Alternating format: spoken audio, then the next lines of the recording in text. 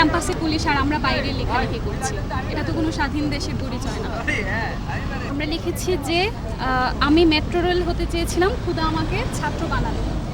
এর কারণ হচ্ছে আমরা দেখেছি যে একটা মেট্রো রেলের গুরুত্ব এত হাজার হাজার ছাত্র যে মরছে তাদের থেকে বেশি, সেই কারণে।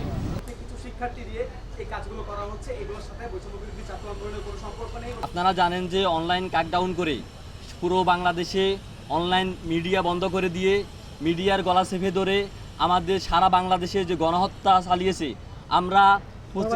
আপনারা জানেন যে আমরা 1971 সালে 25শে মার্চে সে কাল রাতের গণহত্যা দেখিনি, কিন্তু আমরা দেখেছি সে আমাদের ছাদের উপরে উঠে আসে ছোট্ট বাচ্চাটিকে ঘুমোতে আমরা দেখেছি।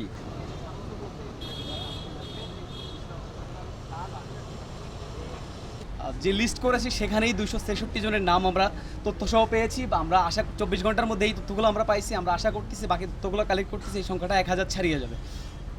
এই যে এতগুলো মানুষকে হত্যা করা হলো, পরিকল্পিতভাবে সুপরিকল্পিতভাবে হত্যা করা হয়েছে সরকারের নির্দেশে, আইনশৃঙ্খলা বাহিনী এবং সরকারের পেটুয়া বাহিনী দিয়ে এই হত্যাগুলো চালানো হয়েছে।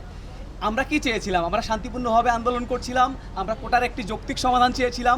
আমাদের কোটার যে যৌক্তিক সমাধান আমরা দাবি করেছিলাম সেটা করেছিলাম নির্বাহী বিভাগের কাছে। আমরা শুরু থেকেই পরিষ্কার করে আসছি, আমাদের আদালতের সাথে আমাদের আন্দোলনের কোনো সম্পর্ক নাই।